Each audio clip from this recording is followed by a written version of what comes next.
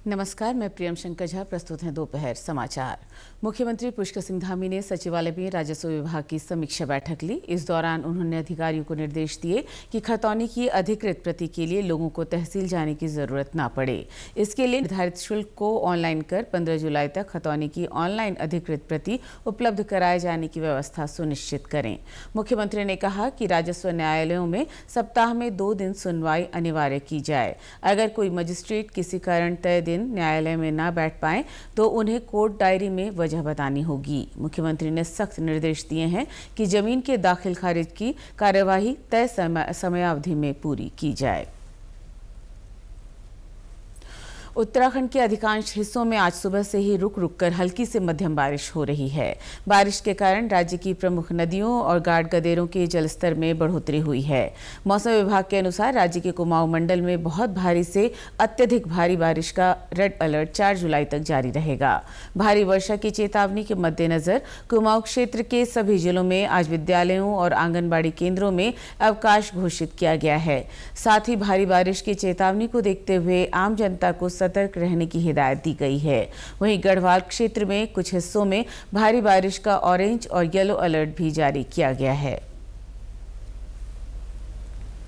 आपदा प्रबंधन विभाग की राज्य सलाहकार समिति के उपाध्यक्ष विनय रुहेला ने देहरादून में मानसून सीजन की तैयारियों को लेकर समीक्षा बैठक की।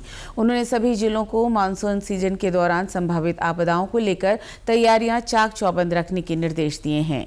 इस दौरान बैठक में गैर हाजिर रहने पर उधम सिंह नगर जिले के एडीएम से जवाब तलब करने के भी निर्देश दिए गए। श्री रुहेला ने जिलों को डॉक्टरों के साथ ही दवाइयों, फार्मासिस्टों, एम्बुलेंस आदि की पर्याप्त व्यवस्था रखने के भी निर्देश दिए। उन्होंने सूचना प्रसारण तंत्र को सशक्त करने पर भी जोर दिया ताकि लोगों को समय रहते अलर्ट मिल सके और वो सतर्क हो जाएं।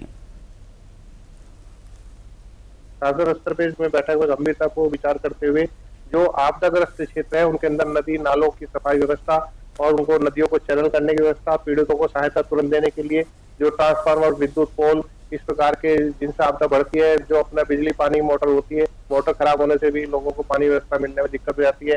जो रास्ते हैं, जो सड़कें हैं, उन पे आपदा आने से, पानी बढ़ जाने से ट्रैफिक रुकता है तो पैदल मार्ग भी सुव्यवस्थित हो जाए आसपास। इस प्रकार से पूरा कार्य करने के लिए आज ये बैठक में दिशा निर्देश जारी किए गए हैं।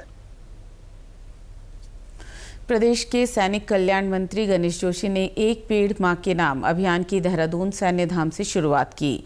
प्रधानमंत्री नरेंद्र मोदी के आह्वान पर एक पेड़ मां के नाम अभियान के तहत उन्होंने आंवला के पौधे का रोपण किया। इस दौरान सैन्य धाम स्थल में 200 से अधिक विभिन्न प्रजाति के पौधे लगाए गए।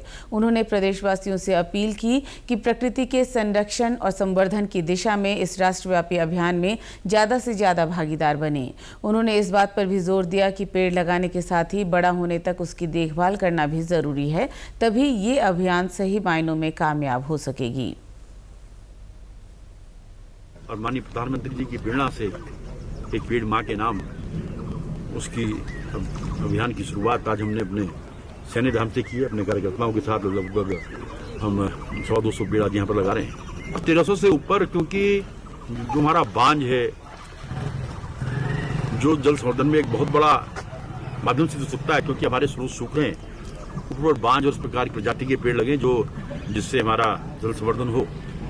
कल अध्याय को निश्चित किया है और 10 तारीख से ये पौधों के वितरण की शुरुआत हम करेंगे। नेशनल डॉक्टर्स डे के मौके पर सोमवार को देहरादून में चिकित्सा सेवा सम्मान समारोह का आयोजन किया गया। इस मौके पर प्रदेश भर से 23 डॉक्टरों को सम्मानित भी किया गया। समारोह में मौजूद कैबिनेट मंत्री प्रेमचंद अग्रवाल ने कहा कि प्रदेश के दूरस्थ क्षेत्रों में डॉक्टरों की कमी ना हो, इसके लिए सरकार प्रयास कर रही है। हमारे इस उत्तराखंड के अंदर भी हमारी सरकार चिकित्सा के क्षेत्र में काम कर रही है और इसी को लेके अभी पिछले दिनों निर्णय लिया है कि जो रिमोट एरियाज़ हैं, जो दूर दराज इलाके हैं, पहाड़ी इलाके हैं, वहाँ पे डॉक्टर्स की जो कमी है वो न रहे। अनेकों चिकित्सकों हम लोग भेजते हैं, लेकिन उसके बावजूद एक निर्णय बहुत बड़ा हमारे द्वारा, सरकार के द्वारा लिया गया कि पहले जो 60 वर्ष सेवानिवृत्ति का समय था वो 65 वर्ष किया गया। तो मैं कह सकता हूँ सरकार भी इस दिशा में काम कर रही है। वहीं स्वास्थ्य सचिव डॉक्टर आर राजेश कुमार ने कहा कि डॉक्टरों को अपने मरीज के प्रति हमेशा संवेदनशील होने के साथ ही मेडिकल साइंस में नित्य नई तकनीक को अपनाते हुए आगे बढ़ने का प्रयास करते रहना चाहिए। है वो हमेशा के लिए बरकरार रहे। इसके साथ साथ डॉक्टर्स जो है लगातार अपने आप को हमेशा इम्प्रूव करते रहें, हमेशा अपने आप को अपस्किल और रीस्किल करें और ज़्यादा से ज़्यादा, क्योंकि टेक्नोलॉजी अभी प्रवेश कर चुका है मेडिकल साइंस में भाई बहुत बड़े तौर पे, तो मेडिकल साइंस में टेक्नोलॉजी को अडॉप्ट करते हुए आगे बढ़े डॉक्टर्स, ये हमारा प्रयास है। इसी के साथ अभी तक के समाचार समाप्त हुए। दूरदर्शन समाचारों से जुड़े रहें। मिलते हैं फिर शाम 6:30 बजे के बुलेटिन में। नमस्कार।